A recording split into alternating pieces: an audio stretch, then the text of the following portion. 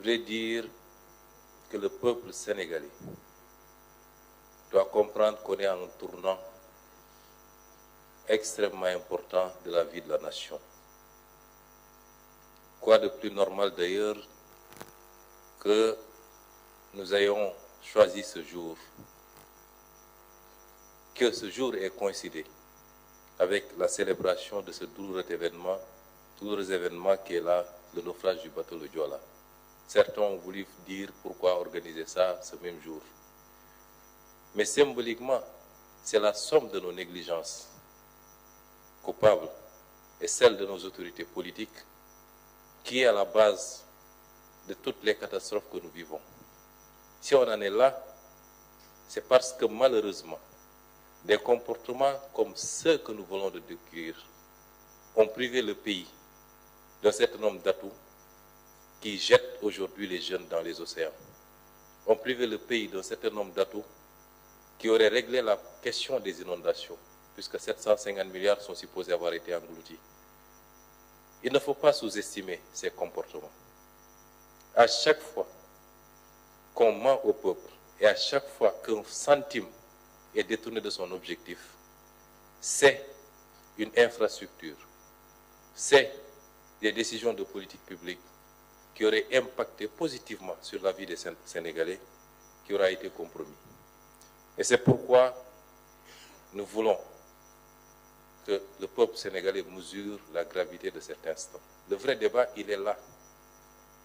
Ce n'est pas les diversions qu'on nous sert tous les jours à travers les médias et les réseaux sociaux. Les vrais débats dans les pays démocratiques avancés sont de cet ordre-là. Parce que c'est ça qui impacte sur la vie des Sénégalais. Et non pas les débats de personnes à longueur de journée. Et je voudrais dire ici que notre combat politique pendant toutes ces années n'a été autre chose que ça. Et nous serons à la hauteur parce que ceux qui ont donné leur vie pour que ce projet aboutisse, nous devons nous hisser à leur hauteur et les rendre fiers d'avoir combattu. Aujourd'hui est un jour important, un point de départ qui, au-delà de la présentation de ces chiffres, doit marquer une nouvelle page dans la vie de ce pays et dans la gestion des affaires politiques. Nous respectons donc la parole donnée au peuple. Cette parole est reflétée par tout notre combat. Sur ces considérations, pendant 10 ans, nous avons alerté. Je me rappelle qu'en 2018, en tant que député, j'adressais aux représentants du Fonds monétaire ici à Dakar une correspondance pour attirer son attention sur le dépassement sur les ressources extérieures de plus de 300 milliards. Cette correspondance avait été préparée par l'actuel président de la République et une petite équipe.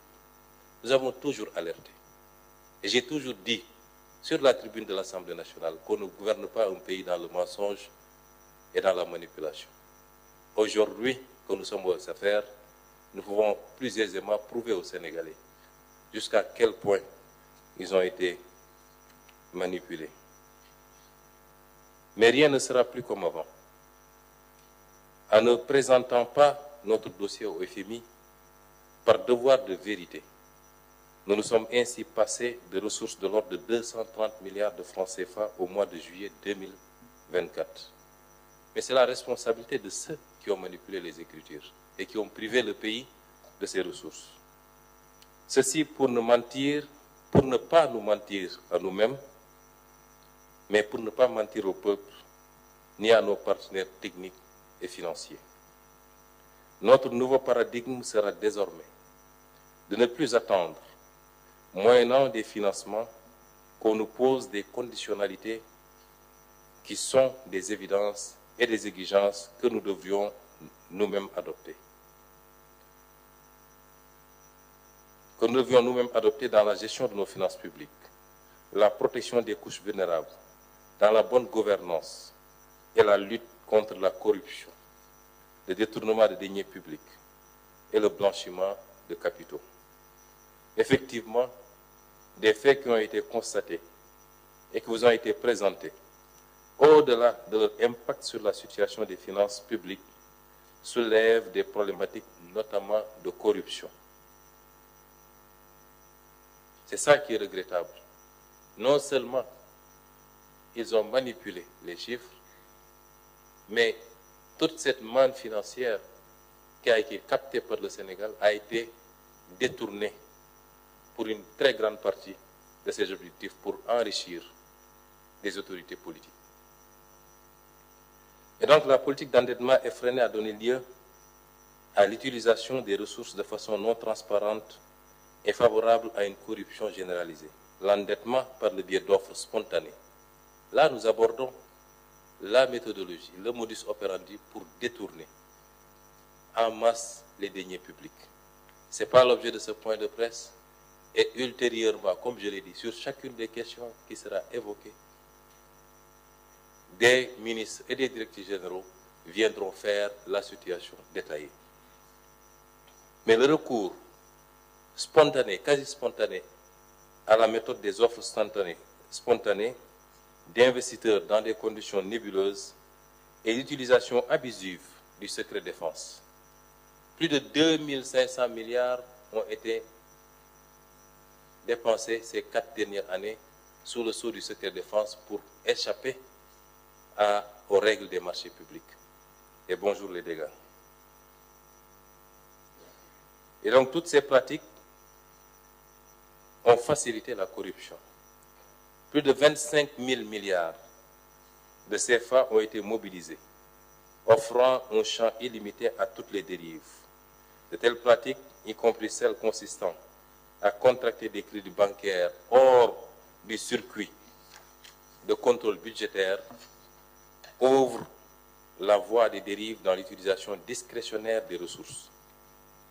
Le Trésor public s'est retrouvé dans une situation où il n'est au courant de ces opérations qu'au moment de leur effectivité ou au moment du remboursement des prêts contractés.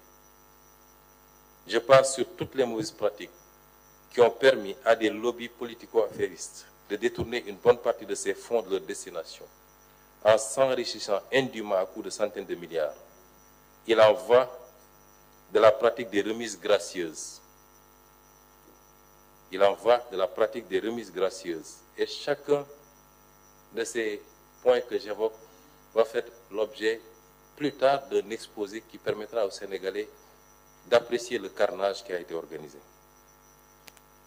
Il en va de la pratique des remises gracieuses, des fausses exonérations fiscales, celles des acquiescements ou autres rachats de créances, celles des certificats nominatifs d'obligation, de l'accaparement foncier et la privatisation illégale du patrimoine bâti de l'État, au profit de la famille, au profit du griot, au profit des amis, et dans les jours à venir, vous aurez tous les détails par rapport à ces pratiques. Il y a même lieu de s'interroger sur les conditions d'attribution des marchés d'approvisionnement du pays en hydrocarbures. Et sur le surfinancement de 605 milliards de l'exercice 2023, une bonne partie a été effectivement utilisée en couverture d'opérations extra-budgétaires. La vérité n'a pas été dite aux Sénégalais sur ce dossier, comme je l'ai dit tout à l'heure. Mais nous n'avons pas trouvé ces ressources dans les caisses, ou alors une bonne partie de cette somme, lorsque le président Diomaye prenait fonction. Les responsabilités devront être situées, le ministre de la Justice en a parlé, de tous ceux qui ont eu à jouer un rôle. J'ai parlé du ministre Moussa Faba, j'ai parlé du ministre et du Premier ministre Amadou Ba, j'ai parlé du ministre des Finances Abdoulaye Daouda Diallo, Monsieur le Président de la République Macky Sall, qui ne pouvait ignorer ces pratiques, devront expliquer aux Sénégalais pourquoi et comment ils ont pu plonger le pays dans cette situation. Si on le fait, c'est parce qu'il est indispensable, d'autant que nous allons demander aux Sénégalais de consentir à des efforts extrêmement importants les années à venir. Le ministre de l'économie en a abordé certains, sur la subvention, sur la fiscalité et sur beaucoup d'autres aspects. Vous ne pouvez pas demander au peuple de faire ses efforts sans pour autant que ceux qui sont les auteurs de ce carnage puissent venir justifier devant ce même peuple leurs actes. Et c'est extrêmement important. Mais je ne voudrais pas terminer sur une note négative. Je veux parler au peuple sénégalais. La situation est certes pas reluisante. Nous nous y attendions, même si ce qu'on découvre dépasse l'entendement. Mais elle n'est pas irrécupérable pour autant. On a beaucoup parlé de nos relations avec les partenaires. Moi, je crois d'abord et surtout à nos efforts endogènes pour faire face à cette situation et prendre notre destin en main. À un peuple qui veut, rien n'est impossible. Et ma conviction, c'est que le peuple sénégalais veut. Et il a aujourd'hui la locomotive qu'il faut. Il a des dirigeants, et je le dis ici, sans fausse modestie, il a des dirigeants intègres, compétents, avec une vision qui sera présentée, qui a été présentée, mais qui sera opérationnalisée à partir du 7 octobre. Des équipes dynamiques, majoritairement jeunes, qui ne ménagent aucun effort pour atteindre le résultat, qui sont dans un engagement patriotique, désintéressé. Pour que ça marche, il faut que le peuple se hisse à la hauteur de ce leadership, en l'accompagnant, en privilégiant le débat qualitatif, en répondant présent à l'effort de développement qui doit tous nous interpeller. Il y aura beaucoup d'efforts à fournir. Churchill avait dit à son peuple en pleine guerre qu'il ne leur promettait pas. Tout ce qu'il pouvait leur promettre, c'est du sang et de la sueur, mais qu'au bout, il verrait la victoire. Nous n'en sommes pas à ça. Nous demandons simplement au peuple de consentir un tant soit peu de sacrifice, chacun et chacune d'entre nous. Et quand nous leur présenterons la nature de ces sacrifices, qu'on fasse l'effort de dépassement qu'il faut, qu'on fasse preuve de beaucoup d'altruisme pour que la chose que nous gérons en commun puisse prospérer. Parce que si elle prospère, chacun d'entre nous individuellement va prospérer. Et nous vous garantissons, nous de notre côté, que nous ne ménagerons aucun effort. Absolument pas. Nous travaillerons d'arrache-pied, matin, midi et soir. Et nous ne tolérerons aucun écart, aucun, dans la gouvernance actuelle, pour que le résultat attendu par ce peuple puisse être atteint. Et ceci est d'autant plus important que des pays avant nous sont passés par ces épreuves, et sur des dates beaucoup plus récentes. Et ces pays aujourd'hui sont donnés en exemple, parce qu'il y a eu le leadership, mais il y a également l'organisation, la discipline et l'engagement du peuple. Je vous remercie pour votre écoute et nous allons passer sans tarder à la version Wolof.